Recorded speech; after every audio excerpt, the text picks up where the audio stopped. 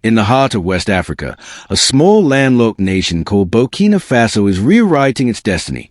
Led by its young president, Captain Ibrahim Traoré, the country has embarked on a bold journey that is catching the attention of Africa and the world. For many years, Burkina Faso, like much of Africa, depended on foreign nations for its security needs. Its military relied on imported weapons, often outdated, second-hand equipment handed down by Western powers.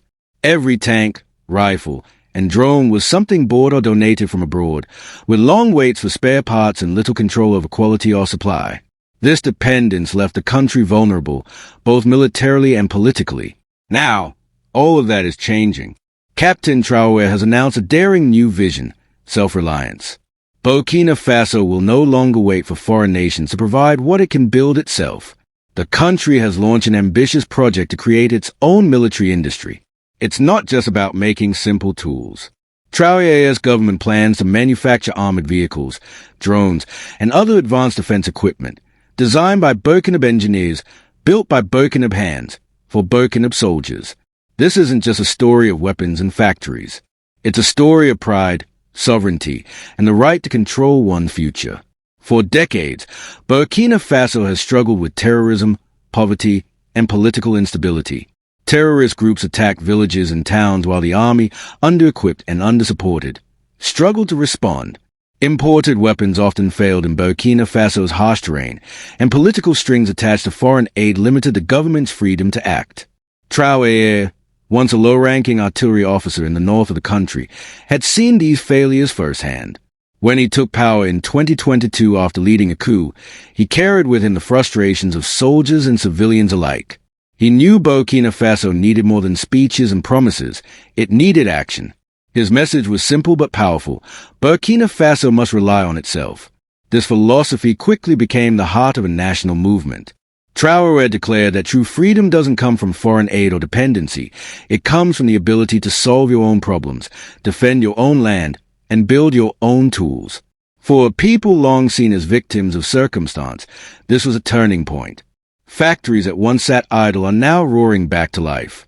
Workshops across Ouagadougou and Bobo Dioulasso are being transformed into defense manufacturing hubs.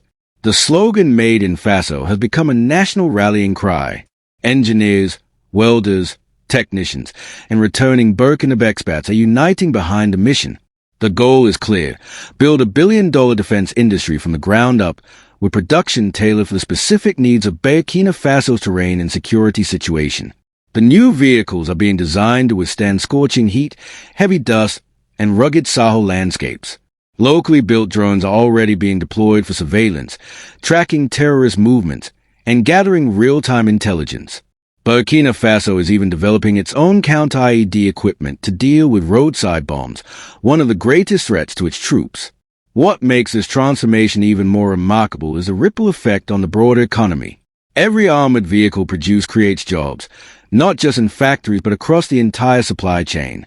Metal workers, electricians, transport drivers, logistics managers, and software developers are all playing a role. Local industries that once had no link to defense, like mining, rubber production, and electronics, are now part of a national network fueling the military-industrial engine. Salaries earned from these new jobs are circulating in the local economy, supporting farmers, shopkeepers, teachers, and healthcare workers.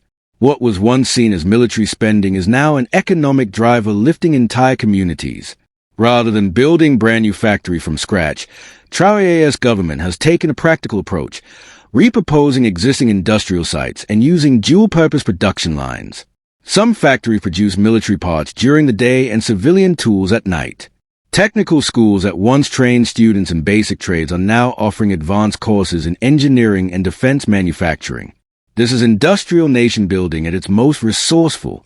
Internationally, Burkina Faso is forging new partnerships. Moving away from overdependence on Western nations, Traoré's government is working with countries like Russia, Iran, and Turkey, nations experienced in developing homegrown defense industries under pressure. For Burkina Faso, these relationships are not about choosing sides in a global conflict. They're about getting the expertise and tools needed to stand alone. This strategic shift hasn't gone unnoticed. Western governments and think tanks are watching with both surprise and concern. For decades, Africa has been seen as a consumer of foreign-made weapons, a passive player in the global arms trade. Burkina Faso is flipping that script. Traoré's vision is about turning Africa into a producer, a continent that supplies itself. The psychological shift inside Burkina Faso is just as powerful as a physical one. Soldiers are going into battle with equipment made for them by their fellow citizens. Morale is rising. Pride in national identity is growing. Young people who once dreamed of migrating for work are now staying, driven by new opportunities. Other Sahel countries like Mali and Niger, facing similar security challenges, are watching Burkina Faso's progress with interest. The idea that an African nation can build its own defense capacity is spreading, inspiring a wider Pan-African conversation about self-sufficiency. Critics warn of risks, corruption, mismanagement, or international isolation, but so far, the movement shows no signs of slowing.